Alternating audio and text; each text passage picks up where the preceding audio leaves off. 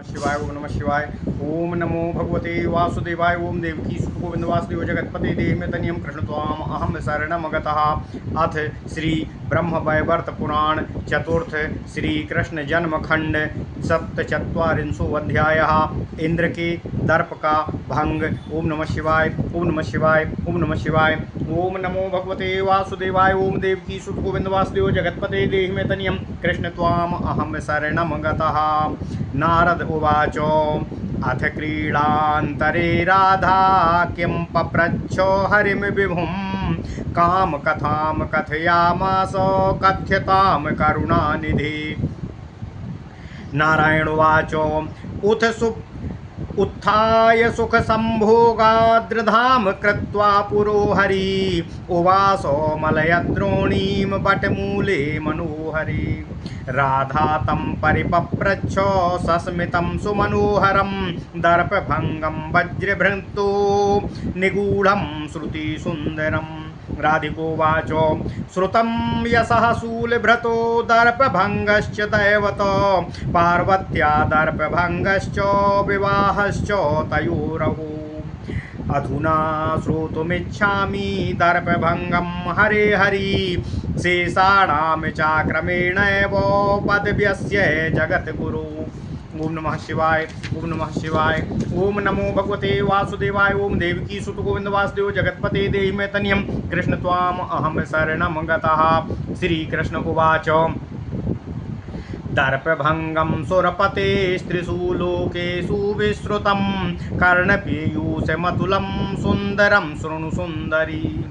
पुरा शतमखो दर्पात् कृत्वा शतमखान् मुदा बभूव सर्वदेवानामध्यक्षः सम्पदायुतः। दिने दिने तदैश्वर्यं वर्धते तपसां फलात् दीक्षां तं कारयामास सिद्धमन्त्रं बृहस्पतिः। सा जजाप महामन्त्रं पुष्करे शतवत्सरं बभूव मन्त्रसिद्धश्च परिपूर्णो मनोरथः। ब्रह्मस्वरूपां प्रकृतिं सम्पन्मूढो न मन्यते सा तं सशाप स्वागुरो शापमलेभेति कोपितः। ओम नमः शिवाय। एकदा प्रकृते शापाद्यत बुद्धि स्वसंसदि अगुरुं दृष्ट्वा समुत्थाय नाननापो मदान्वितः।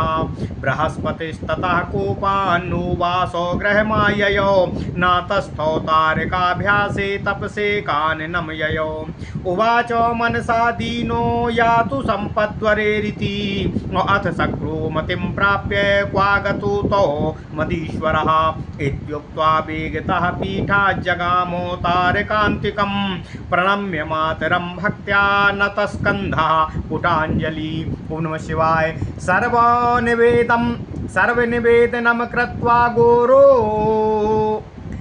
सर्वनिवेदनं कृत्वा रुरोदो चैर्मुहुर्मुहुः पुत्रस्य रोदनं दृष्ट्वा रुरोदो तारकावृषम्।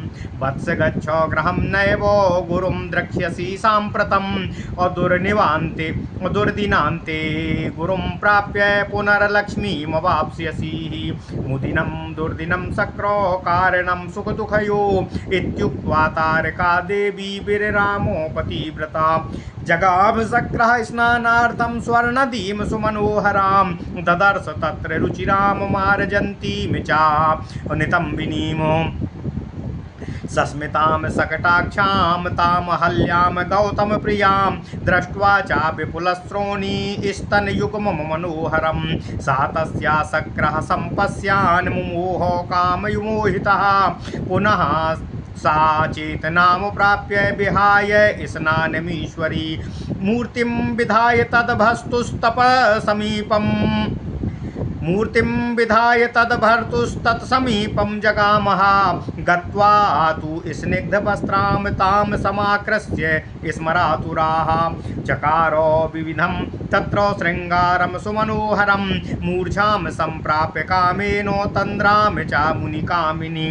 निश्चेष्टः सुखे संभोगा निश्चेष्टा स्त्री दशाधिपः एतस्मिन्नन्तरे तप्त्वाः समागत्य मुनीश्वरः। ओम नमः शिवाय, ओम नमः शिवाय, ओम नमो भगवते वासुदेवाय, ओम देवकी सुत गोविंद वासुदेव जगत्पते देहि मे तनियम कृष्ण त्वाम अहम शरणं गतः। ओम नमः शिवाय।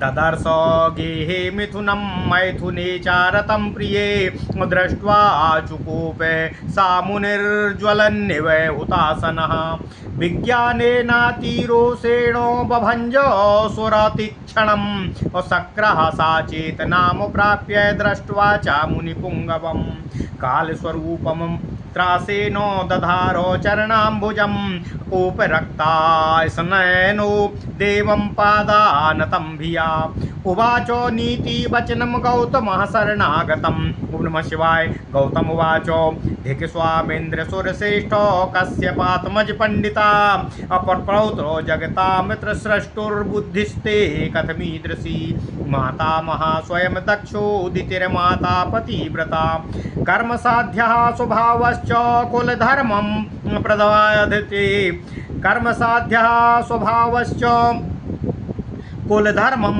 प्रबाधते वेदं विज्ञाय ज्ञानी त्वं योनिलुब्धोऽसि कर्मणा योनीनां च सहस्रं च तव गात्रे भवत्विह पूर्णवर्षं च सततं योनिगन्धं त्वामाप्नुहि ततः सूर्या समाराध्य योनिश्चाक्षुर्भविष्यति मम प्राणेश्वरी दुष्टा येन मूढो त्वया कृता मच्छापेन गुरुकोपाद् भ्रष्टश्रीर्भव साम्प्रतं गुरुरपेक्षया मूढो प्राणानाप हृतास्तवः तेजस्विनोति बन्धुर्मे अबन्धुभेदभियासुरः उत्तिष्ठोत्तिष्ठ देवेन्द्र गच्छ वत्सो स्वामन्दिरं शुभाशुभं च यत् किञ्चित् सर्वं करमोद्भवं भवेत् महामुनीन्द्र वचनादो गतः शक्रश्च पुष्करम्। ओम नमः शिवाय। चकाराराधनं भक्त्या नैष्कृत्यं च चकारः पादानता महल्यामोतामुवाच मुनिपुङ्गवा वनं गत्वा चिरं तिष्ठो विधाय मूर्तिमस्मनः अकामो चक्मे शक्रः सर्वं जानाम्यहं प्रिये तथा चापि परभोग्या मेना च भोग्या व्रजाधमे परवीर्यं यदुदरे कामतो पिवाह अहल्ये याति दैवेनो तदुपायं निशामय आकामतो न दुष्टा सह प्रायश्चित् शुध्यति कामभोगेन त्याज्या सा कर्मभोगेन शुष्यति पितृपाके दैवपाके पूजायां नाधिकारिणी। ओम नमः शिवाय, ओम नमः शिवाय, ओम नमो भगवते वासुदेवाय, ओम देवकी सुत गोविंद वासुदेव जगत्पते देहि मे तनियं कृष्ण त्वाम अहम शरणं गतः। षष्टिवर्षसहस्राणि कालसूत्रं प्रयाति सा षष्टिवर्षसहस्राणि क्षयं कृत्वा स्वकर्मणा स्वामिनो वचनात् सा अतो प्रणम्य स्वामिनं भिया नाथ नाथेति कुर्वन्ति रुदन्ति वनमापिसाः षष्टिवर्षसहस्राणि भुक्त्वा भोगं मुनिप्रिया श्रीरामचरणास्पर्शात् सद्य श्रद्धा बभूवः त्रैलोक्यमोहनं रूपं विधाय मुनिकामिनी जगाम गौतमाभ्यासं मुनिः सम्प्राप्य पुंडरीम अथ शक्रस्य वृत्तान्तं परमं शृणु सुन्दरी पापघ्नं पुण्यबीजं तत्संव्यस्य कथायामि ते। एकदा च गुरुर्कोपात् प्राकृतेरावहेलनात् ब्रह्महत्या वज्रभृतो बभूव हतचेतसः शक्रस्यक्ता गुरुर्दैव ग्रस्तो दैत्यनिपीडितः जगामो शरणं भीतो ब्रह्माणं जगतां गुरुम् तदाज्ञया विश्वरूपं चकार च पुरोहितं बभूव तत्र विश्वस्तु दैवाद् बुद्धिहतो हरिः दैत्यदौहित्रस्य भावं विज्ञाय च विचक्षणः अप्रतिच्छेदो शिरस्तस्य तीक्ष्णवाणेन लीलया विश्वरूपो पिता त्वष्टा श्रुत्वा साद्याश्चुकोपः इन्द्रशस्त्रो विवर्धस्त्वेत्युक्त्वा यज्ञं चकारः यज्ञकुण्डात् समुत्थस्थो वृत्तो नाम महासुरा चकार निग्रहम कोपात् देवानां वलीलया। ओम नमः शिवाय। शक्रो महामुनेरस्नां वज्रम कृत्वा सुदारुणं जघानुवृत्तं वेद जघाम वृत्तम देवानां कंटकं दैत्यमर्दनः ब्रह्महत्यासुनासीरं दुद्रावो हतचेतनं रक्तवज्रपरिधानं रक्तवस्त्रपरिधानं वृद्धा स्त्रीवेशधारिणी सप्ततालो प्रमाणासा शुष्क कंठोस्ततालुका और ईसा प्रमाणादसना महाभीतं चकारितं धावन्तं परिमनु धावन्ती बलिष्ठा हृतचेतनम् अखंगहस्तादया हीना वेगेन परिधावती और इंद्रो दृष्ट्वा चाताम घोराम इसमारम गुरोः पदम् अविवेश पानसमरो विवेशो मानसवरो विनेश मानस सरो मृणाल सूक्ष्ममूत्रताः तत्र गन्तुं नासक्ता सा ब्रह्मणः शापकारणातो असातस्थो अभटे शाखायां सरसस्तटे सन्निधौ। ओम नमः शिवाय। ओम नमः शिवाय। अथात्रो नहुसो भूपस्त्रिलोकेषु बभूवः साययाचे शचीं देवान् बलिष्ठो दुर्बलानपीः शची श्रुत्वा महाभीता तारकां शरणं ययौ तारा निवर्त्य स्वापतिं भृत्यघातीररक्ष च शचीमाश्वास्य सा गुरु जगामो तत्सरो मुदा आजुहावो सुनासीरं कातरं हतचेतनम्। ओम नमः शिवाय। ओम नमः शिवाय। ओम नमो भगवते वासुदेवाय। ओम देवकी सुत गोविंद वासुदेव जगत्पते देहि मे तनियं कृष्ण त्वाम अहम शरणं गतः। बृहस्पतिरुवाच उत्तिष्ठोत्तिष्ठ हे वत्स भयं किं ते मयि स्थिते त्वदीश्वरं शरणेनैव त्वदीश्वरं स्वारेणैव निशामय भयं त्यज। ओम नमः शिवाय। स्वरं बृहस्पतेर्ज्ञात्वा सर्वसिद्धीश्वरो हरिः सूक्ष्मरूपं परित्यज्य स्वारूपं चादधार सः उत्थाय सद्या सम्भ्रान्तो गुरुं तं सूर्यवर्चसं दृष्ट्वा ननाम सम्प्रीत्या सम्प्रीतं त्यक्तकूपकम्। ओम नमः शिवाय। पादाम्बुजे निपतितं रुदन्तं भयविह्वलं निधाय वक्षसि प्रेम्णा रुरोद प्रेम विह्वला रुदन्तं वाक्पतिं तुष्टं तुष्टावो त्रिदशेश्वरः पुटाञ्जलि पुलकितो भक्तिनम्रात्मकन्धरः। इन्द्रोवाच क्षमस्व भगवान् दोषं कृपां कुरु कृपानिधे अभृत्यापराधं सततं न गृह्णाति तदीश्वरः स्वाभार्यासु स्वाशिष्येषु स्वाभृत्येषु सुतेषु च दुर्बलः सबलो वापि कोदण्डं कर्तुमक्षमः त्रिषु कोटिषु देवेषु देवकोऽहं पण्डितः त्वत्प्रसादारसुरश्रेष्ठो कृपया वर्धितस्त्वया। ओम नमः शिवाय। संहर्तुमि सस्त्वं सर्वमहं को वापि कीडवत स्वयं विधातु पौत्रश्च पुनः स्रष्टुं स्वयं क्षमः। ओम नमः शिवाय। इति तस्य स्वयं श्रुत्वा परितुष्टो गुरुः स्वयं उवाच वचनं प्रीत्या प्रसन्नो वदने क्षणः।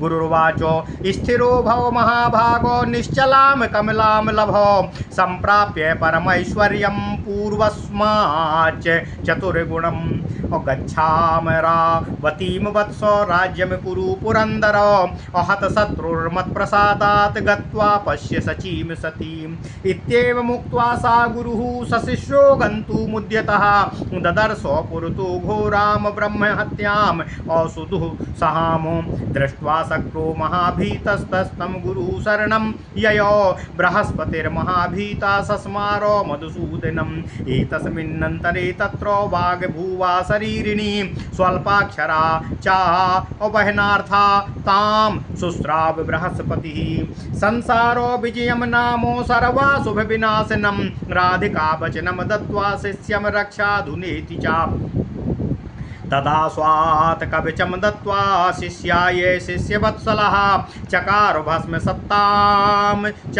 हुंकारेण एव लीलया। ओम नमः शिवाय, ओम नमः शिवाय, ओम नमो भगवते वासुदेवाय, ओम देवकी सुत गोविंद वासुदेव जगत्पते देहि मे तनियं कृष्ण त्वाम अहं शरणं गतः। तदा शिष्यं गृहीत्वं च गत्वा तामाचारनि तदा शिष्यं गृहीत्वा च गत्वा ताममरावतीं ददर्श छिन्नभग्नां च शत्रूणां वचनादिगुरुः। भर्तुरागमनं श्रुत्वा शची संहृष्टमानसा प्रणम्य च गुरुं भक्त्याः स्वाकान्तां प्रणनामि च। श्रुत्वागमनमिन्द्रस्य समाजगमुहुसुरा अप्रिये ऋषयो मुनयश्चैव हर्षगदगदमानसा। वो योजयामास सत्कारं निर्मातुम् अमरावतीम् अपूर्णमब्ध शतं शिल्पीं निर्ममे रुचिरां पुरीं। नानारत्न विचित्राढ्यां मणिरत्नेन्द्र निर्मितां मनोहरां निरूपमां नाहि तुष्टो यया हरिः। ओम नमः शिवाय। विश्वकर्मा गृहं गन्तुं न ससाको विनाज्ञया परमोद्विग्न चित्तस्य ब्रह्माणं शरणं ययौ। विज्ञाय तदभिप्रायं तमुवाचो विधि स्वयं तव कर्मक्षया देव तावच्छवो भवितेति च। ओम नमः शिवाय। श्रुत्वा तद्वचनं कारुः शीघ्रं प्रापामरावतीं ब्रह्मा जगाम वैकुण्ठं प्रणम्योवाच मातरम्। हरिर्ब्रह्माणमाश्वास्य अप्रस्थाप्य स्वागृहं चातं विप्ररूपं समास्थाय चाजगाममरावतीं। दण्डी छत्री शुक्लवासा बिभ्रतिलकमुज्ज्वलम् दण्डी छत्री शुक्लवासा बिभ्रतिलकमुज्ज्वलम् अति खर्वः शुक्लदन्तः सस्मितः सुमनोहरः। ओम नमः शिवाय, ओम नमः शिवाय। वयसाति सुसुरबुद्ध्याः ज्ञानवृद्ध्यादिचक्षणः स्वयं विधातु धातां च दाता च सर्वसम्पदाम्।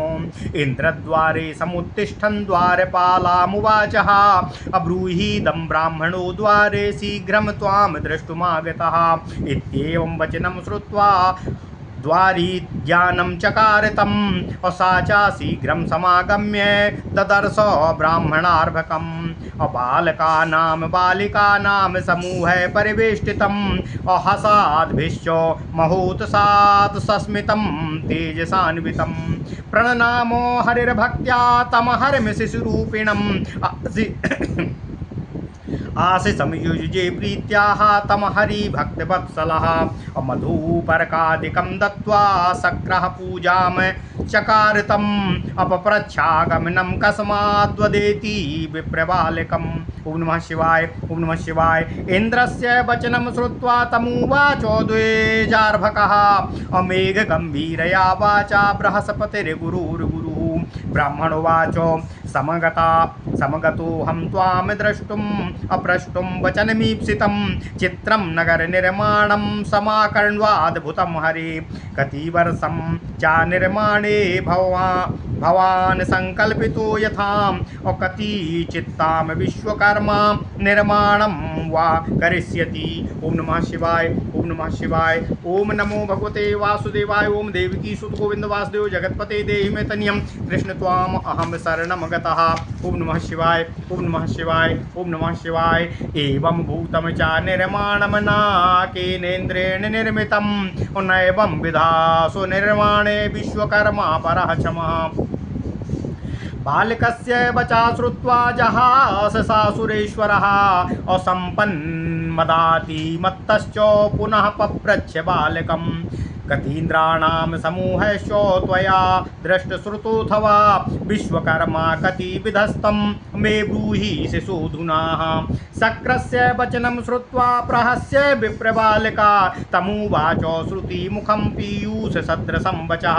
ब्राह्मणोवाचो जानामि कश्यपं तातो तव तातं प्रजापतिं मुनिं मरीचिनामानं सत्तत्तापं चातपोनिधिं नाभिपद्मोद्भवं विष्णु स्तुत्वा तं विधिमीश्वरम् और रक्षितारं च तं विष्णुं परं सत्त्वगुणान्वितम् एकार्णवं च प्रलयं सत्त्वशून्यं भयानकम् और सृष्टिं कतिविधां शक्र कल्पं कतिविधं ध्रुवं ब्रह्माण्डं च कतिविधं ब्रह्मा विष्णु महेश्वरान् ब्रह्माण्डेषु कतिविधान् इन्द्रान् को गन्तुमीश्वरः और आदि संख्यास्ति रेणूनां धरायां च सुराधिपः और तथापि संख्या शक्राणां नास्त्वेवेति विदुर्बुधाः और शक्रस्यायुश्चाधिकारो युगानामेकसप्ततिः अष्टाविंशति शक्राणां पतनेर्हर्निशंविधे विधेरष्टोत्तरशतामायुरेव प्रमाणतः सुरेन्द्राणां चाकाम संख्यां नास्ति संख्या विधेरपि ब्रह्मांड संख्या यत्र क्वा अब्रह्मा विष्णु महेश्वरा महाविष्णुर्लोमकूपोद्भवेतो ये मुनिर्मले ब्रह्मांडेस्ति यथा नौका भवतो ये च कृत्रिमाः एवं लोम्नः प्रमाणेन अब्रह्माण्ड संख्या संख्यकाः। ओम नमः शिवाय। ब्रह्मांडे चाकतिविधासुरान् सत्येव त्वत्समा एतस्मिन्नन्तरे तत्र ददर्श पुरुषोत्तमः और पिपीलिका समूहं च अव्यायतं धनुना पिपीलिका समूहं च अव्यायतं धनुषां शतं अस्रं सस्तान् सन्निरीक्ष्य जहासोच्चैर्द्विजार्भकाः नोवाच किंचित् मौनीं च गंभीरः सागरो यथा दृष्ट्वा यास्यं विप्रा बटोरगाथां श्रुत्वाति विस्मितः पप्रच्छ च मुनिर्विप्रम् अशोभे शुष्ककण्ठोष्ठतालुकः। ओम नमः शिवाय। ओम नमः शिवाय। ओम नमो भगवते वासुदेवाय। ओम देवकी सुत गोविंद वासुदेव जगत्पते देहि मे तनियं कृष्ण त्वाम अहम शरणं गतः। ओम नमः शिवाय।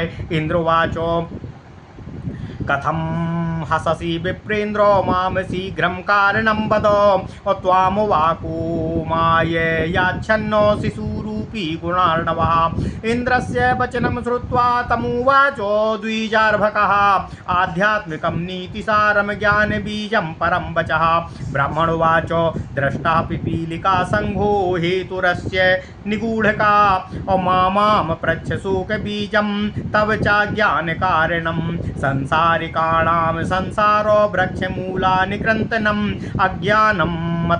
अज्ञानतमसि छन्नं ज्ञानदीपमनुत्तमं निगूढं सर्ववेदेषु सिद्धानामपि दुर्लभं योगिनां प्राणतुल्यं च मूढाहङ्कारभञ्जनम् इत्युक्त्वा तत्र सन्तस्थो सस्मितो द्विजपुङ्गवा अपुनः पप्रच्छ शक्रस्तं शुष्ककण्ठोष्ठतालुका शक्रुवाच ब्रूहि विप्रवटो शीघ्रं ज्ञानदीपं पुरातनं न जानामि शिशुकस्त्वं ज्ञानराशिः स्वामूर्तिमानो इन्द्रस्य वचनं श्रुत्वा विप्ररूपी जनार्दनः ज्ञानं भासितुमारेभे योगीन्द्राणां सुदुर्लभं ब्राह्मणोवाच स्रष्टा पिपीलिका संघो एकैकः क्रमशोत्मया और सर्वे स्वकर्मणा सक्रीभूता सुरालये अधुना कर्मणा सर्वे क्रमशो भूतजन्मनाम अतीत काले संप्राप्ता भूतजातिं पिपीलिकां कर्मणा जीविनो यान्ति वैकुण्ठं च निरामयं कर्मणा ब्रह्मलोकं च शिवलोकं च कर्मणा स्वर्गं स्वर्गसमास्थानं पातालं च स्वकर्मणा कर्मणा नरकं घोरं स्वात्मदुःखैककारणम्। ओम नमः शिवाय। कर्मणा सूकरीगर्भं कर्मणा क्षुद्रजीवनं कर्मणा पशुपत्नीनां कर्मणा पक्षियोषितां कर्मणा कीटयोनिं च वृक्षस्त्वं च स्वकर्मणा सुखी दुःखी सेव्यः सेवक एव च कर्मणा ब्रह्मणस्त्वं च देवं चापि स्वकर्मणा च प्रेतत्वं ब्रह्मत्वं च स्वकर्मणा कर्मणा शिविकारो हे राजेन्द्रश्च स्वकर्मणा कर्मणा व्याधियुक्तश्च कर्मणैवाति सुन्दरः। ओम नमः शिवाय, ओम नमः शिवाय। ओम नमो भगवते वासुदेवाय। ओम देवकी सुत गोविंद वासुदेव जगतपते देहि मे तनियम कृष्ण त्वाम अहम शरणम गतः। ओम नमः शिवाय। कर्मणा स्वांगहीनश्च स्वांगवृद्धश्च कर्मणा विधाता कर्मसूत्रेणो फलदाता चाजीविनामो कर्म स्वभाव सार्ध्यम च स्वभावोभ्यास जीवकः इत्येवं कथितं सर्वो माध्यात्याधिके परम वचः। सुखदं पुण्यदं सारं नरकार्णवतारिकं संसारं स्वप्नेवत् सर्वं देवेन्द्रो सचराचरं मृत्युश्च मस्तकास्थायी सर्वेषां कालयोगितः कलबुद्ध्यो बुधवत् सर्वं जीविनां चाशुभाशुभं शक्र सस्वद अभ्रमत्येव नाविष्टस्तत्र पण्डितः इत्येवमुक्त्वा विप्रश्च तत्र तस्थो च सस्मितः अविस्मिता त्रिदशाध्यक्षो नात्मानं बहुमन्यते एतस्मिन्नन्तरे शीघ्रमाजगामो मुनीश्वरः अतिवृद्धो महायोगी ज्ञानेन वशया महान् कृष्णाजिनी जटाधारी बिभ्रत्तिलकमुज्ज्वलं वक्षस्थले रोमचक्रं बिभर्ति मस्तके कदं स्थितं सर्वं मध्यदेशे किञ्चिदुत्पादितं स्फुटं समागत्य द्वयोर्मध्ये तस्थौ स्थाणुवदेव सः महेन्द्रो ब्राह्मणं दृष्ट्वा प्रणनामो मुदान्वितः मधुपर्कादिकं दत्त्वा पूजयामास भक्तितः पप्रच्छ कुशलं विप्रो चकारो विनयं परं तुष्टावतीति भावेन मुदा सादरपूर्वकम् विप्रार्भकस्तेन सार्धम् असम्भाषां चाचकार सः स्वावाञ्छितं परं प्राह सर्वं विनयपूर्वकम्। ओम नमः शिवाय। बालकुवाचो कुतस्त्वामागतो विप्र किन्नामो भवतो वद अको वात्रागमने हेतुर्निवासः कुत्र ते धुना कटं कथं मस्तके तं लोकचक्रं चावक्षसि अत्युन्नतं मध्यदेशे किञ्चित् दुत्पाठितं मुने मां चेत्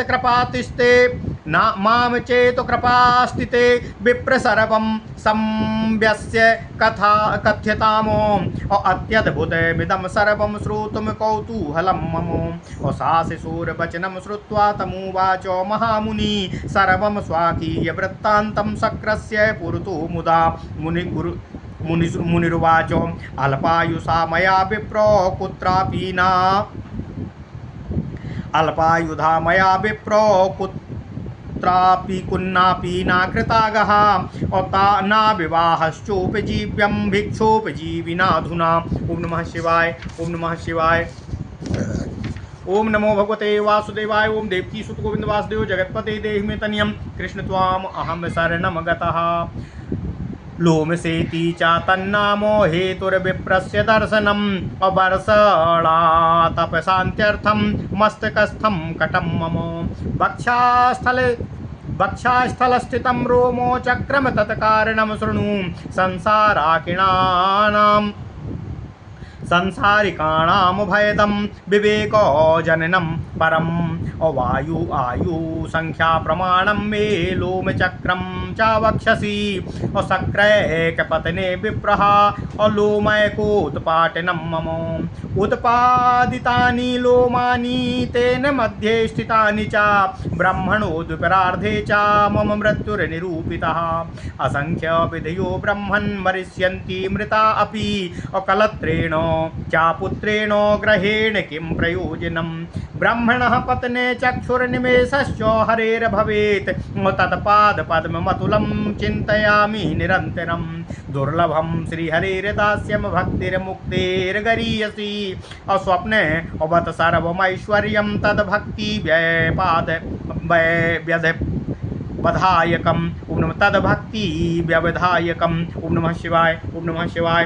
इदं मद्गुरुणां दत्तं शम्भुना ज्ञानमुत्तमं विना भक्तिं न गृह्णामि सालोक्यादि चतुष्टयम् इत्येवमुक्त्वा सा मुनिर्जगामो शिवसन्निधिं शिशुरूपी हरितस्त्रैवान्तर्धाने चकारः।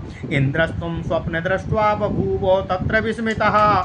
तृष्णामात्रं च सम्पत्तो नास्त्येव परमेश्वरे। ओम नमः शिवाय। विश्वकर्माणमानीय अप्रियमुक्त्वा शतक्रतुः दत्त्वा रत्नानि सम्पूज्य तं प्रस्थापितवान् गृहम्। ओम नमः शिवाय। सर्वं विन्यस्य पुत्रे च शरणं गन्तुमुद्यतः। सची राज्याश्रियं त्यक्त्वा विवेकी क्षयकामुकः। दृष्ट्वा विवेकिनं कान्तं हृदयेन विदूयता। सची जगाम शोकार्ता संत्रस्ता शरणं गुरु। सर्वं निवेदनं कृत्वा समानीय बृहस्पतिं बोधयामास शक्रं तं नीतिसारेण कामिनी। गुरुशास्त्रविशेषं च दम्पतिरसंयुतम् अभिधाय च स्वयं प्रीत्या पाठयामास तं मुदा। नीतिशास्त्रं बहुविधं बोधयामास वाक्पतिः। सा चकारो तदा राज्यं वृन्दावन विनोदिनी। इत्येवं कथितं सर्वं शक्रदर्प विमोचनं। साक्षात् द्रष्टु दर्पभङ्गो नन्दयज्ञे सुरेश्वरी। ओम नमः शिवाय। ओम नमः शिवाय। ओम नमः शिवाय। ओम नमो भगवते वासुदेवाय। ओम देवकी सुत गोविंद वासुदेव जगतपते देहि मे तनियम। कृष्ण त्वाम अहम शरणं गतः। ओम नमः शिवाय। ओम नमः शिवाय। ओम नमः शिवाय। ओम नमो भगवते वासुदेवाय। ओम देवकी सुत गोविंद वासुदेव जगतपते देहि मे तनियम। कृष्ण त्वाम अहम शरणं गतः। अथ श्री ब्रह्मवैवर्त पुराण चतुर्थ श्री कृष्ण जन्मखंड 47वां अध्याय इंद्र के दर्प का भंग। ओम नमः शिवाय। ओम नमः शिवाय। नारद जी पूछते हैं, हे नारायण ऋषि, हे करुणानिधि, इस रति क्रीड़ा का अवसान होने पर राधा ने भगवान श्री हरि से क्या पूछा? भगवान श्री हरि ने उनसे कौन सी कथा कहना आरंभ किया? कृपया इस विषय में प्रकाश डालने की कृपा करें। नारायण ऋषि कहते हैं, हे नारद, इस कथा प्रसंग के पूर्ण होने के उपरांत भगवान श्री हरि सुख संयोग संभोग से उपस्थित होकर निवृत्त होकर राधा के साथ मलयगिरी घाटी में आकर मनोहर वट वृक्ष के नीचे बैठ गए। उस समय देवी राधिका ने मनोहर मंद मुस्कान के साथ सुनने में मधुर वज्रपाणी इंद्र के दर्प भंग का प्रसंग भगवान श्री कृष्ण से पूछा। यह प्रसंग अत्यंत ही गुप्त था। राधिका देवी भगवान श्री कृष्ण से निवेदन करते हुए पूछती हैं कि हे महाराज, हे नारायण, हे हरि, हे जगत गुरु, आपने शूलपाणी त्रिलोचन भगवान महादेव के बस तथा दैववश इसके साथ तथा पार्वती के दर्प भंग के साथ साथ इनके विवाह का भी प्रसंग मुझे सुनाकर कृतार्थ किया। हे हरि, अब इंद्र का दर्प भंग सुनने की मुझे बहुत कामना है। हे जगत गुरु, आप क्रमशः अन्य लोगों के भी दर्प भंग का विषय विस्तार पूर्वक मुझे सुनाने की कृपा करें। भगवान श्री कृष्ण कहते हैं, हे देवी, सुरपति इंद्र का दर्प भंग तो त्रैलोक्य में विख्यात है। इसे मैं तुमसे कहता हूँ, उसका श्रवण करो। यह कानों के लिए अमृत स्वरूप तथा अतिशय मनोहर प्रसंग है। पूर्व में इंद्र ने दर्प पूर्वक आनंद के साथ 100 यज्ञ किए, जिसके फलस्वरूप वे सर्व संपदा युक्त तथा सभी देवगणों के अध्यक्ष हो गए थे। इसके बाद तपस्या के फलस्वरूप उनका ऐश्वर्य दिनों दिन वर्धित होने लगा। उनको बृहस्पति ने सिद्ध मंत्र से दीक्षित भी किया था। इसके बाद पुष्कर तीर्थ में उन्होंने 100 वर्षों तक उस महामंत्र का जाप किया था, जिसके फलस्वरूप महासिद्धि लाभ हो जाने के कारण इंद्र के सभी मनोरथ परिपूर्ण हो गए थे। तदनंतर इंद्र के संपदा के मद से मत्त होकर ब्रह्म स्वरूपा देवी प्रकृति का अनादर किया। तब प्रकृति देवी ने उसको शाप दे दिया कि तुम गुरु द्वारा शाप को प्राप्त करोगे। अतः इंद्र की बुद्धि प्रकृति के शाप से नष्ट हो गई, जिसके परिणाम स्वरूप इंद्र अपनी सभा समागत बृहस्पति को देखकर भी मदमत्त होने के कारण अपना आसन छोड़कर नहीं खड़े हुए तथा गुरु को प्रणाम भी नहीं किया। इससे बृहस्पति देव कुपित हो गए। वे वहां सभा में नहीं रुके, यहाँ तक कि वे पत्नी तारा के पास बिना आए सीधे तप हेतु वन में प्रस्थान कर गए। उन्होंने वन में जाकर मन ही मन दुखित स्थिति में यह कामना किया कि इंद्र की संपदा नष्ट हो जाए। कुछ समय के उपरांत जब इंद्र की सुमति जागृत हुई तब वे अत्यंत वेगपूर्वक सिंहासन से उठे तथा कहा, मेरे गुरुदेव कहाँ चले गए। वे तत्काल गुरु पत्नी तारा के पास गए। वहाँ उन्होंने देवी तारा को भक्तिभाव से झुककर प्रणाम किया। तदनंतर करबद्ध होकर देवी तारा से सभी वृत्तांत को कहकर बारंबार उनके समक्ष रुदन करने लगे। पुत्र इंद्र को विलाप करते हुए देखकर देवी तारा ने रुदन रत इंद्र के समक्ष रुदनरत हो गईं। उन्होंने कहा, हे वत्स इंद्र, अभी तुमको गुरु का दर्शन नहीं होगा। दुर्दिन का अंत होने पर तुमको पुनः गुरु की प्राप्ति होगी तथा पुनः लक्ष्मी की भी प्राप्ति होगी। हे दुष्ट बुद्धि मूर्ख, अब तुम स्वकृत कर्म के फल भोग करोगे। यह दुर्दिन का समय है, इसमें गुरु का रोष तुमको मिला है। सुदिन आने पर गुरु की संतुष्टि तुमको मिलेगी। हे देवेंद्र, शक्र, सुदिन तथा दुर्दिन ही दुख और सुख के कारण कहे गए हैं। यह कहकर पतिव्रता तारा मौन हो गई। तदनंतर इंद्र स्नानार्थ मनोहर स्वर्ण नदी मंदाकिनी में गए, जहाँ उन्होंने स्नान करती हुई अति सुंदरी गौतम पत्नी अहल्या को देखा, जो बाकी चितवन वाली तथा मंद मुस्कान वाली थी। उस विशाल नितंबों वाली तथा मनोहर दोनों स्तनों से शोभायमान अहल्या को देखकर काम मोहित इंद्र हत चेतन हो गए।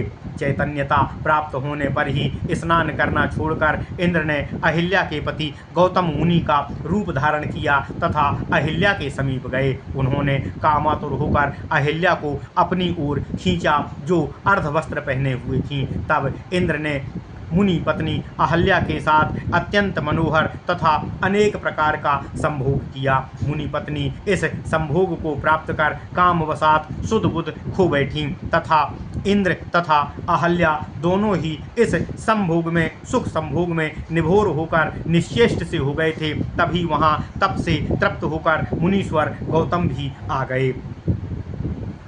हे प्रिय राधिके, भगवान श्री कृष्ण आगे की कथा कहते हुए कहते हैं, वहाँ समागत मुनि ने ग्रह में इस इंद्र और अहल्या के जोड़े को मैथुन रथ देखा।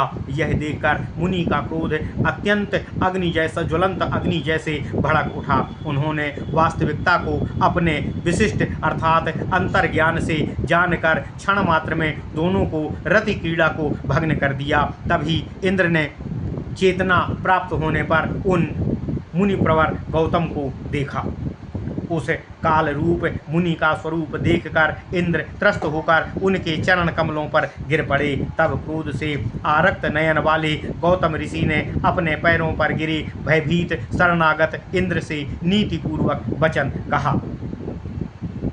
गौतम ऋषि इंद्र से कहते हैं, हे कश्यपात्मज, तुमको धिक्कार है। हे इंद्र, तुम देवगणों में श्रेष्ठ पंडित ब्रह्मा के प्रपौत्र तथा कश्यप के पुत्र हो, तथापि तुम्हारी ऐसी बुद्धि क्यों है। तुम्हारे नाना साक्षात दक्ष हैं, अदिति जैसी पतिव्रता तुम्हारी माता है। अतः यह स्पष्ट है कि स्वभाव कर्म साध्य है, यह कुल धर्म की अपेक्षा नहीं करता है। तुम वेदज्ञ तथा ज्ञानी होकर भी अपने कर्मानुसार योनि के लोभी हो, अतः तुम्हारे शरीर में 1000 योनियां हो जाएं। तुम 1 वर्ष पर्यंत निरंतर योनिगंध का अनुभव करोगे। तदनंतर सूर्य आराधना से यह तुम्हारी सभी 1000 योनियां 1000 नेत्रों में परिणत हो जाएंगी। हे मूढ़, तुमने मेरी प्राणेश्वरी पत्नी को दूषित किया है, अतः तुम इसी समय अपने गुरु बृहस्पति के कोप के कारण मेरे शाप से श्रीभ्रष्ट हो जाओगे। मैंने अपने परबंधु अमित तेजस्वी गुरु बृहस्पति के कारण तुम्हारे प्राणों का इसलिए हरण नहीं किया, क्योंकि ऐसा करने पर बृहस्पति के साथ मेरा विग्रह अर्थात द्वेष होने का भय मुझे है। हे वत्स, हे देवेंद्र, उठो तथा अपने गृह जाओ। सभी प्रकार का शुभ एवं अशुभ कर्म से ही होता है। महामुनि गौतम का यह वचन सुनकर इंद्र पुष्कर तीर्थ की ओर प्रस्थान कर गए। वहां इंद्र ने भक्ति भाव से आराधना करके इस पातक का प्रायश्चित किया। उधर मुनि प्रवर गौतम ने अपने चरणों पर गिरी अहिल्या से भी कहा, हे अहिल्या, तुम वन में जाकर पाषाण मूर्ति होकर दीर्घ काल तक पड़ी रहोगी। हे प्रिय, मैं यह जान गया हूँ कि तुम्हारी इच्छा के बिना ही इंद्र ने तुम्हारा उपभोग किया है, तथापि पराये उपभोग के कारण तुम अधम हो गई हो तथा अब मेरी भोग्या नहीं रह गई हो। हे अहल्या, स्त्री की सहमति रहे अथवा ना रहे, यदि दैवात उसके उदर में पराये व्यक्ति का वीर्य चला जाए तब उसका शुद्धि उपाय कहता हूँ। ऐसी स्त्री का उपभोग उसकी इच्छा से नहीं किया गया हो, अतः वह सर्वथा दूषित नहीं होती। यह प्रायश्चित के शुद्धि लाभ वह प्रायश्चित से शुद्धि लाभ को प्राप्त कर लेती है। तथापि जो अपनी इच्छा से पर पुरुष का उपभोग करती है उसका त्याग कर दे, वह कार्य का योग भोग करके शुद्ध होती है। ऐसी परभोग्या नारी पितृगणा तथा देवगणों के लिए भी अन्न पाक की अधिकारी नहीं रहती है। वह पूजा की भी अधिकारी नहीं रह जाती है। उसे 60,000 वर्ष पर्यंत कालसूत्र नामक नरक में रहना पड़ता है। वही अपने कर्म का वहाँ वह भोग करती है। अहिल्या ने स्वामी का वचन सुनकर उनको प्रणाम किया तथा हे नाथ कहती हुई वन में चली गई। उस मुनि पत्नी ने वहाँ 60,000 वर्षों तक कर्म भोग भोगा तथा कालांतर में भगवान श्री राम का चरण स्पर्श होते ही वह तत्काल शुद्ध हो गई। उस मुनि पत्नी ने पुनः अपना त्रैलोक्य मोहक रूप प्राप्त किया। तब वह मुनि गौतम के पास गई, जिन्होंने उसे तत्काल ही स्वीकार कर लिया। हे सुंदरी, तब अब मैं इंद्र का अन्य परम श्रेष्ठ वृत्तांत आपसे कहता हूँ, जो पुण्य बीज रूप पापनाशक तथा श्रोतव्य है। एक बार देवी प्रकृति की उपेक्षा से तथा गुरु के कोप के कारण हृतचेतन इंद्र से ब्रह्म हत्या हो गई। गुरु के त्यागे गए दुर्दैव से ग्रस्त दैत्य पीड़ित भयभीत इंद्र जगत गुरु ब्रह्मा की शरण में गया। ब्रह्मा की आज्ञा से इंद्र ने विश्वरूप को पुरोहित बनाकर यज्ञ आरंभ किया, परंतु दैवात बुद्धिनाश हो जाने के कारण इंद्र ने विश्वरूप पर पूर्ण विश्वास कर लिया। कुछ दिन व्यतीत होने पर विद्वान चतुर इंद्र ने दैत्यों के दौहित्र पुरोहित विश्वरूप का दुष्ट अभिप्राय जानकर तत्काल विश्वरूप के सिर का उच्छेद तीक्ष्ण बाण से कर दिया। यह संवाद पाकर उनके पिता त्वष्टा ने क्रोधपूर्वक एक यज्ञ यह कहकर दिया कि हे इंद्र शत्रु, तुम बुद्धि लाभ प्राप्त करो। तभी उस यज्ञ कुंड में वृत्त नामधारी महाअसुर प्रकट हो गया। अपने खेल खेल में देवगण का अधिकार स्थापित कर दिया। तथापि दैत्यनाशक इंद्र ने दधीची की अस्थियों से निर्मित अत्यंत दारुण वज्र से दैत्यों के कंटक रूप वृत्तासुर का भी संहार कर दिया। तथापि रक्त वस्त्र धारिणी वृद्ध स्त्री वेश वाली ब्रह्महत्या हरत बुद्धि इंद्र के पीछे लग गई। उसका शरीर 7 ताल वृक्षों के इतना ऊंचा था। उसकी दंत पंक्ति हल्के लौह फाल की तरह भयानक थी। उसे देखकर प्रतीत होता था कि उसके कंठ ओष्ठ तालु शुष्क हैं। वह खड्गधारिणी दयाहीना बलि ब्रह्महत्या भीत कातर अस्त्रहीन इंद्र के पीछे दौड़ने लगी। इंद्र ने जब ऐसी ब्रह्महत्या को देखा तब वे गुरु के चरण कमल का स्मरण करके कमल नाल के सूक्ष्म सूत्र के द्वारा मान सरोवर में छिप गए। वहां ब्रह्महत्या ब्रह्मशाप के कारण प्रविष्ट न हो सकने के कारण उस सरोवर के तट पर स्थित वट वृक्ष की शाखा पर स्थित हो गई। उधर बलिष्ठ राजा नहुष इंद्र की अभिमानता में त्रैलोक्य अधीश्वर इंद्र बन गए। उनसे सभी देवता दुर्बल थे। उन्होंने इंद्र पद पाकर देवगणों से कहा, इंद्राणी सची मेरी सेवा हेतु आए। महाभीता सची यह सुनकर तारा के पास चली गईं। तारा ने बृहस्पति की भर्त्सना करके उनसे कहा कि आप अपने भृत्य इंद्र की पत्नी को नहुष से रक्षा करिए। तब गुरु ने सची को आश्वस्त किया कि हे हर्षित होकर हतचेतन तथा दुख कातर इंद्र के पास जाकर रहने लगे। बृहस्पति कहते हैं, हे वत्स उठो, मेरे विद्यमान रहते तुमको क्या भय है। मैं तुम्हारा गुरु हूँ, मेरे कंठ स्वर से मुझे पहचानो, निर्भयता के साथ यहाँ आगमन करो। तब सर्वसिद्धीश्वर देवराज इंद्र ने गुरु बृहस्पति का स्वर पहचान कर अपना सूक्ष्म रूप त्याग दिया। वे अपना स्वरूप धारण करके तत्क्षण उठे। उन्होंने देखा कि गुरुदेव बृहस्पति सूर्यवत तेज से दीप्त हैं। उन्होंने देखा कि अब वे क्रोध रहित तथा कृपा से परिपूर्ण हैं। यह देखकर इंद्र तत्काल उनके चरणों में नतमस्तक हो गए एवं प्रेम विह्वल बृहस्पति ने चरण में पड़े हुए रुदन करते हुए भय विह्वल इंद्र को अपने वक्ष से लगा लिया। वे स्वयं भी रुदन करने लगे। तदनंतर देवराज ने इन संतुष्ट प्रेम से रुदन करते हुए बृहस्पति को पुलकित होकर प्रणाम किया तथा भक्ति से सिर झुकाए तथा हाथ जोड़े हुए उनकी स्तुति करने लगे। इंद्र गुरुदेव बृहस्पति की स्तुति करते हुए कहते हैं, हे भगवान, मेरा दोष क्षमा करके मुझ पर कृपा करिए। सत स्वामीगण अपने भृत्य के अपराधों पर कभी दृष्टिपात नहीं करते। अपनी पत्नी, अपने शिष्य तथा अपने सेवक पर तथा अपने पुत्र को तो कोई भी व्यक्ति दंडित कर सकता है। इसके दंडदाता का सबल होना अथवा निर्बल होना आवश्यक नहीं है। हे सुरश्रेष्ठ, इन 3 कोटि देवगण में से एक मैं ही अपंडित हूँ। इतने पर भी आपने मुझ पर कृपा करके तथा प्रसन्न होकर सदा मुझे बढ़ाया है। आप सबका संहार कर सकते हैं। आपके सामने मुझ कीट की क्या गणना है। आप स्वयं विधाता के पौत्र हैं। आप तो स्वयं ही सृष्टि कर सकने में सक्षम हैं। इंद्र की स्तुति सुनकर गुरुदेव बृहस्पति संतुष्ट हो गए। उनके नेत्र तथा मुख पर प्रसन्नता झलकने लगी। उन्होंने प्रेम पूर्वक इंद्र से कहा। गुरुदेव बृहस्पति इंद्र से कहते हैं, हे महाभाग, अब तुम स्थिर हो जाओ। तुम निश्चल लक्ष्मी को प्राप्त करने से पहले चौगुना परम ऐश्वर्य प्राप्त करो। हे वत्स पुरंदर, तुम अब अमरावती जाकर मेरी कृपा से शत्रु वध करके सची को देखो।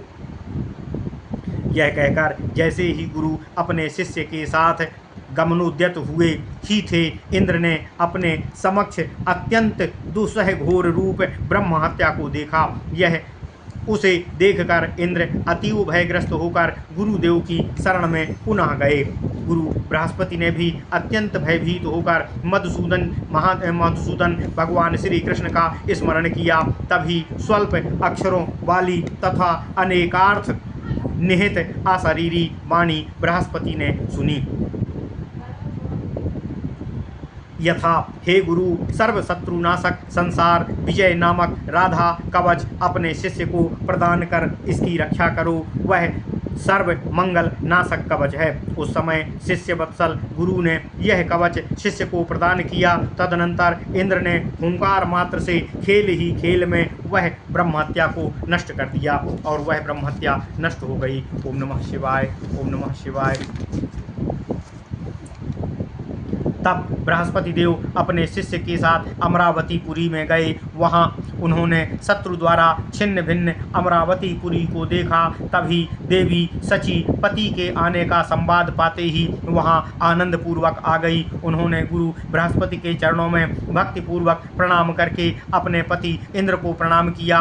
हे प्रिय, हे राधिके, भगवान श्री कृष्ण कहते हैं, इंद्र के आगमन का सुसंवाद सुनकर हर्ष गदगद देवता, ऋषिगण तथा मुनि भी वहां पर उपस्थित हो गए। तब देवराज ने पुनः विश्वकर्मा को बुलाकर अमरावती के निर्माणार्थ उनको नियुक्त किया। उन देव शिल्पी ने 1 वर्ष में ही उस मनोहरपुरी का पुनर्निर्माण कर दिया। यह उत्कृष्ट मणि रत्नों से बनी वह पुरी विभिन्न रत्नों से मंडित होने के कारण अत्यंत मनोहारी लग रही थी। उनकी उपमा किससे की जाए ऐसा कोई स्थान भी नहीं था। तथापि इतने में से भी देवराज संतुष्ट नहीं हो सके। तथापि बिना इंद्र की आज्ञा लिए विश्वकर्मा अपने घर वापस नहीं जा सकते थे। अतः विश्वकर्मा अत्यंत उद्विग्न चित्त होकर ब्रह्मा के शरणागत हो गए। विधाता ने विश्वकर्मा का मंतव्य जानकर उनसे कहा, हे देव, तुम्हारा कर्म कल तक क्षीण हो जाएगा,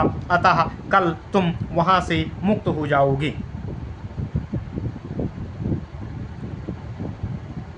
वे कारीगर विश्वकर्मा ब्रह्मा का वचन सुनकर शीघ्र अमरावती वापस आ गए। अब ब्रह्मा वैकुंठ धाम आए तथा वहां अपने जगन दाता भगवान श्रीहरि को प्रणाम करके अपने आगमन का कारण कहा। भगवान श्रीहरि तब ब्रह्मा को आश्वस्त करके ब्रह्मलोक वापस भेजकर स्वयं विप्र रूपधारी होकर अमरावती पुरी में आए। वे दंड छत्र शुक्ल वस्त्रधारी, उज्ज्वल तिलक लगाए, वामन मंदहस्त युक्त एवं मनोहर लग रहे थे। उनके सभी दांत अत्यंत ही शुक्ल वर्ण थे। वे देखने में तो अत्यंत शिशु प्रतीत हो रहे थे तथा बुद्धि से वे वृद्ध विद्वान से भी बढ़कर थे। हे प्रभु, वे प्रभु ब्रह्मा के भी सृष्टिकर्ता तथा सर्व संपद प्रदाता नारायण थे। इन ब्राह्मण ने इंद्र के द्वार पर स्थित द्वारपाल से कहा, तुम देवराज से कहो कि आपके दर्शनार्थ एक ब्राह्मण आया है। द्वारपाल ने यह सुनकर इंद्र को यह संवाद सुनाया। इंद्र ने तत्काल द्वार पर आकर इन बालक का दर्शन किया। वे देखते ही यह बालक ब्राह्मण मंद मुस्कान से युक्त तथा ब्रह्म तेज से परिपूर्ण है। यहाँ अमरावती में बालक बालिका महान उत्साह के साथ प्रसन्न मुख होकर उसे घेरे खड़े हुए थे। इंद्र ने इन शिशु रूपी भगवान श्रीहरि को भक्तिपूर्वक प्रणाम किया। भक्त वत्सल ब्राह्मण रूपधारी भगवान श्रीहरि ने प्रसन्न होकर इंद्र को आशीर्वाद दिया। तब इंद्र ने मधुपर्क आदि से इन विप्रदेव की पूजा करके उन बालक से उनके आगमन का कारण पूछा। इंद्र का वचन जब उन बालक ने सुना तो इंद्र के गुरु बृहस्पति के गुरु ब्रह्मा के भी गुरु बेश गंभीर वाणी में कहने लगे। ब्राह्मण कहते हैं, हे हरि, हे इंद्र, मैं यहाँ तुमको देखने तथा इस अद्भुत नगरी के निर्माण का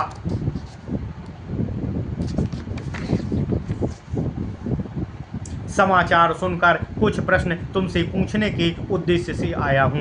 हे देवराज, तुमने कितने वर्षों में इस पुरी के निर्माण को पूर्ण करने की योजना बनाई है?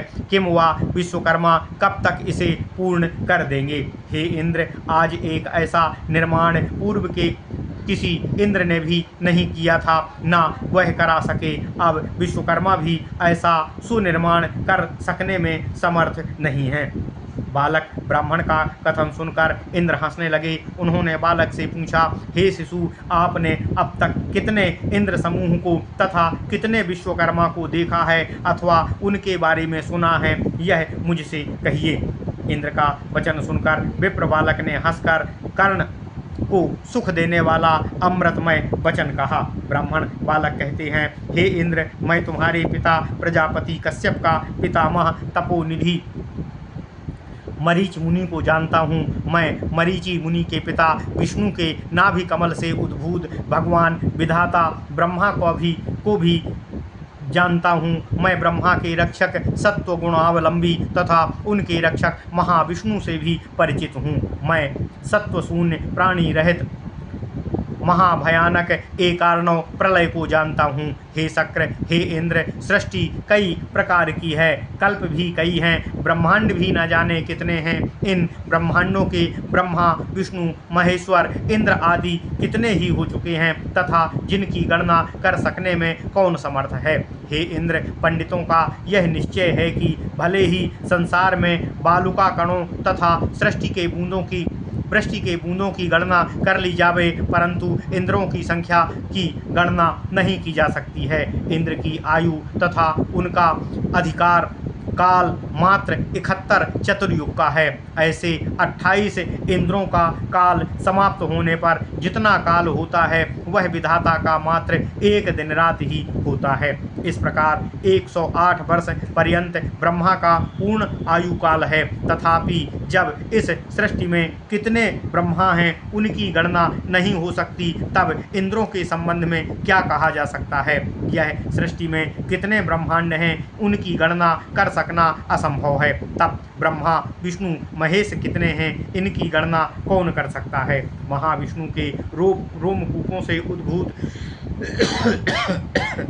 क्षमा कीजिए, ब्रह्मा विष्णु के रोमकूपों से उद्भूत सुनिर्मल जल से ब्रह्मांड समूह उसी प्रकार है जैसे सांसारिक नदियों से मनुष्य निर्मित नौकाएं। महाविष्णु के महादेव में जितने रोम छिद्र हैं, महाविष्णु की महादेह में जितने रोम छिद्र हैं उतनी ही ब्रह्मांडों की संख्या है।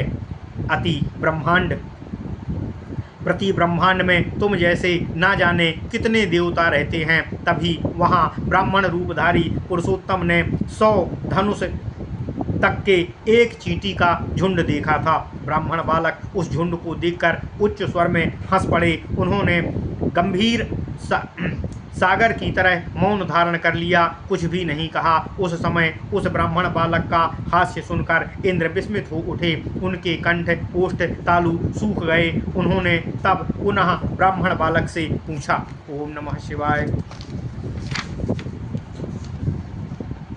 इंद्रदेव ब्राह्मण बालक से पूछते हैं, हे विप्रेंद्र, आप अभी जो हंसे इसका कारण मुझसे कहिए। आप गुणों के सागर रूप मायाच्छन्न शिशु रूपधारी कौन है।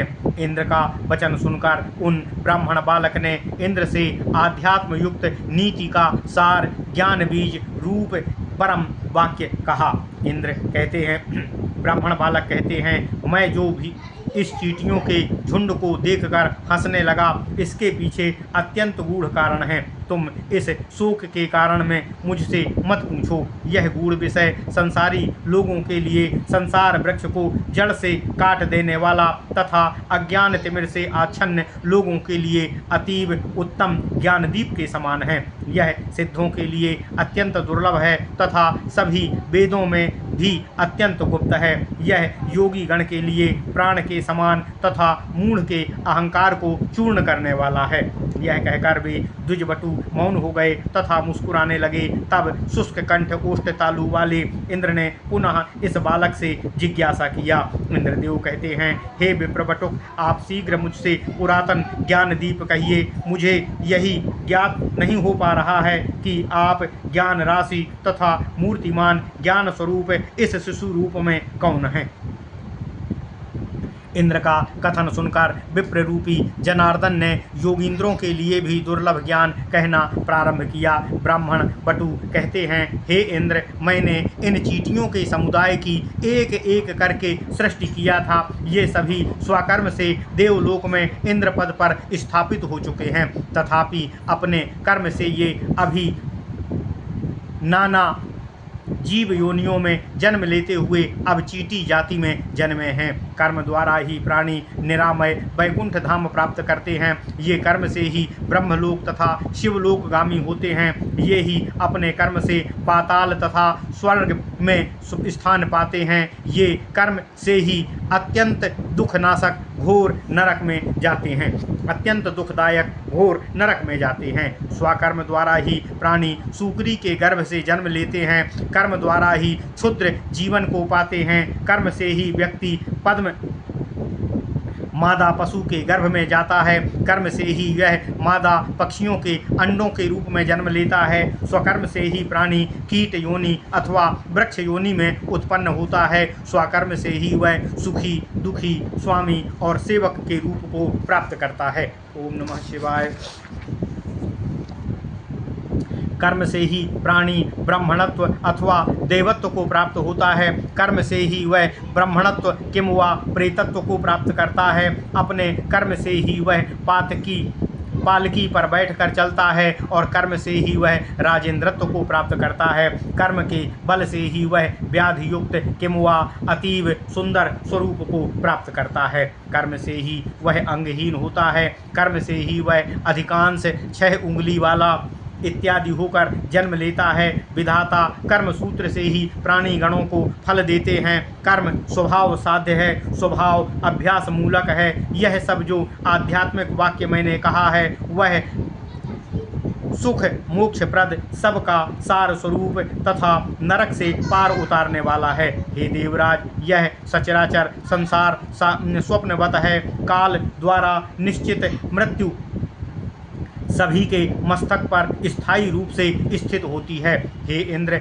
जीवगण का समस्त दुख सुख जल बुदबुद के समान नश्वर है। यह निरंतर चक्रीय गति से चक्रमण करता रहता है, तभी पंडित गण इसमें आसक्त नहीं होते हैं। यह कहकर वे ब्राह्मण बटु वहीं पर मौन होकर बैठ गए। उस समय कुछ समय विस्मित देवराज इंद्र ने अपने संबंध में यह जान लिया कि वे अत्यंत ही सामान्य ही हैं। इसी प्रकार वहाँ पर एक अत्यंत वृद्ध महायोगी मुनि आ गए। वे कृष्ण मृग चर्मधारी जटा जूट तथा उज्ज्वल तिलक से शोभित मस्तक वाले थे। उनके वक्ष पर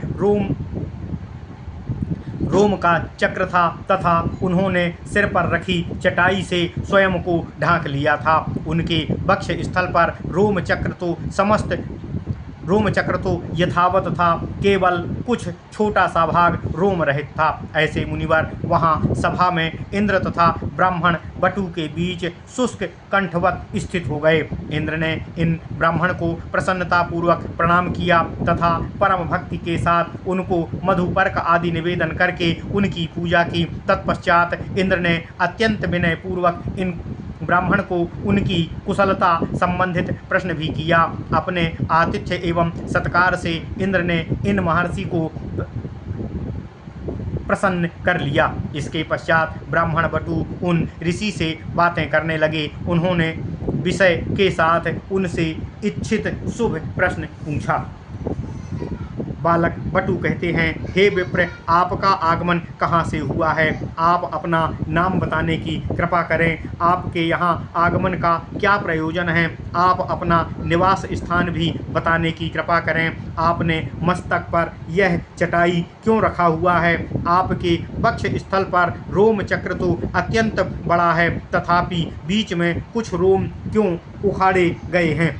हे मुनिवर, आप यदि मेरे प्रति कृपालु हैं तब मेरे पूछे गए प्रश्नों का विस्तार पूर्वक वर्णन करने की कृपा करें। यह सब अद्भुत प्रसंग सुनने हेतु मुझ में अत्यंत कौतूहल जागृत हो रहा है। उन महामुनि ने इन शिशु का वचन सुनकर इंद्र के समक्ष अपना वृत्तांत कहना आरंभ किया। मुनि कहते हैं, हे ब्राह्मण बालक, हे विप्र, मेरी आयु अत्यंत अल्प है, अतः मैं यहाँ कहीं भी निवास नहीं करता हूँ, कहीं एक निर्माण नहीं किया है। मैं जीविका के अर्जन का भी प्रयत्न नहीं करता हूँ। मैं मात्र भिक्षा पर जीवित रहता हूँ। मेरा नाम लोमस है। यहाँ आने का प्रयोजन ब्राह्मण दर्शन है। वर्षा तथा सूर्य ताप से रक्षार्थ सिर पर चटाई रखता हूँ। आप मेरे वक्ष स्थलस्थ रोम चक्र का कारण श्रवण करिए। यह कारण संसारिकों के लिए भयप्रद है तथा यहाँ उत्तम विवेक का कारण भी है। यह रोम चक्र मेरी आयु संख्या का प्रमाण है। हे विप्र, एक इंद्र की आयु को समर्पित की समाप्ति पर मेरा एक रोम एवं इस रोम चक्र से उखड़ जाता है। तभी मध्य में कुछ रोएं उत्पाटित हो गए हैं, तथापि अभी तो बहुत विद्यमान हैं। ब्रह्मा के द्वितीय परार्धंत तक मेरी आयु है, तब मेरी मृत्यु हो जाएगी। अब तक सृष्टि में असंख्य ब्रह्मा मृत हो गए हैं और भी ब्रह्मा मृत होंगे। मुझे इसी कारण स्त्री पुत्र गृह आदि का प्रयोजन नहीं है। एक ब्रह्म के पतन तक अर्थात एक ब्रह्मा के मरण तक में विष्णु का एक पल मात्र होता है, उनको एक पलक मात्र झपकती है, तभी मैं सतत विष्णु के अलौकिक चरणों का निरंतर ध्यान करता रहता हूँ। भगवान श्री हरि की भक्ति मुक्ति से कहीं अधिक श्रेष्ठ है, उनका दास्य तो परम दुर्लभ है। जागतिक तथा स्वर्ग का समस्त ऐश्वर्य स्वप्नवत तथा भक्ति के पथ पर बाधक जाने। मैंने यह परम श्रेष्ठ ज्ञान अपने गुरु परम शिव से प्राप्त किया था, तभी मैं सत्य लोक आदि चारों प्रकार की भक्ति सहित मुक्ति नहीं चाहता हूँ।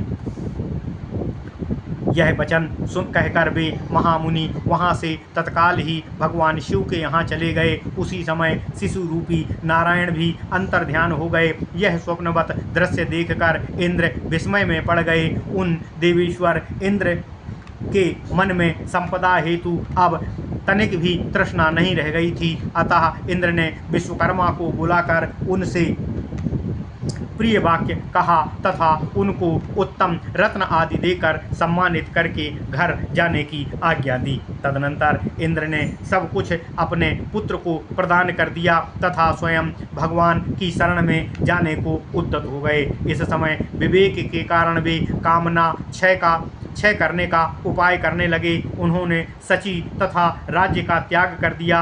जब इंद्राणी शची ने देखा कि उनके पति तो विवेकी हो गए हैं, वे शोकार्त हो गईं। वे संतुष्ट होकर दुखी मन से गुरु बृहस्पति की शरणागत हो गईं। देवी शची ने सब वृत्तांत गुरु बृहस्पति से कहा तथा गुरु को अपने घर ले आईं। इन कामनी शची ने गुरु के माध्यम से इंद्र को नीति सार का उपदेश दिलाया। गुरु ने दंपति संयुक्त शास्त्र विशेष को रचकर प्रीतिपूर्वक इंद्र को पढ़ाया। वाक्पति गुरु बृहस्पति ने अनेक प्रकार का नीति शास्त्र कहकर इंद्र को प्रबोधित किया। हे वृंदावन विनोदिनी राधिके, भगवान श्री कृष्ण कहते हैं, अब इंद्र पूर्वत त्रैलोक का राज्य करने लगे। हे सुरेश्वरी राधिके, मैंने इंद्र का दर्पभंग तुमसे कहा है। नंद के गोवर्धन यज्ञ में इंद्र दर्प दलन का अवलोकन तो तुमने स्वयं ही किया है। ओम नमः शिवाय।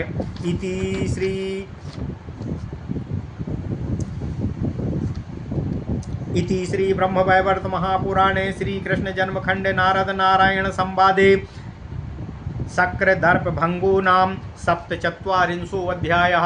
ओम नमः शिवाय। ओम नमः शिवाय। ओम नमः शिवाय। ओम नमो भगवते वासुदेवाय। ओम देवकी सुत गोविंद वासुदेव जगतपते देहि मे तनियम कृष्ण त्वाम अहम शरणं गतः।